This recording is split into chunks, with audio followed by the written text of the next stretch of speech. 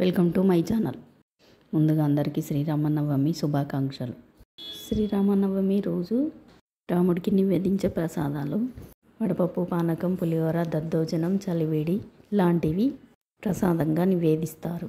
ఈరోజు ఈ వీడియోలో వడపప్పు పానకం ఎలా చేయాలో చూపిస్తాను. వడపప్పు చేయడం కోసం ముందుగా ఒక గిన్నెలోకి పెసరపప్పును తీసుకోవాలి. నీళ్లు పోసి 2 సార్లు శుభ్రంగా కడగాలి. నీటిని పోసి 3-4 గంటల సేపు నాననివ్వాలి. 4 గంటల తర్వాత చూస్తే పప్పు ఇలా నానుతుంది.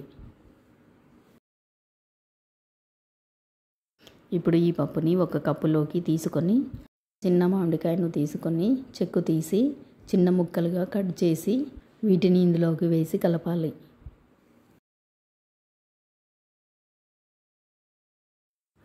అలాగే ఇందులోకి 1 టేబుల్ స్పూన్ బెల్లాన్ని తీసుకొని ఇందులో కలపాలి. దీంతో వడపప్పు రెడీ అయినట్టే.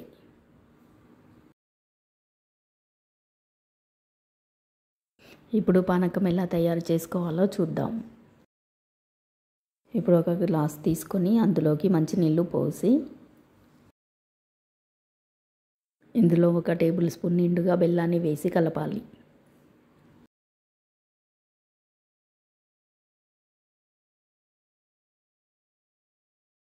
ఇందులోకి 1/2 టేబుల్ స్పూన్ మిరియాల పొడి వేసి కలపాలి.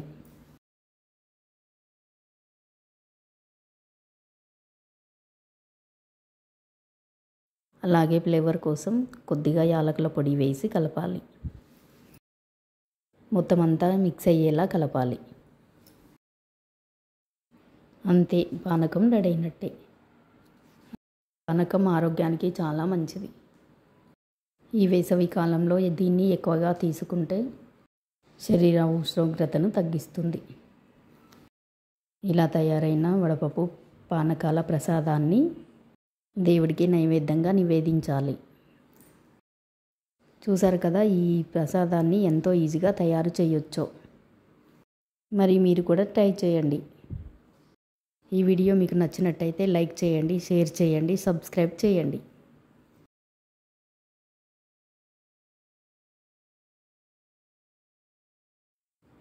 Thanks for watching.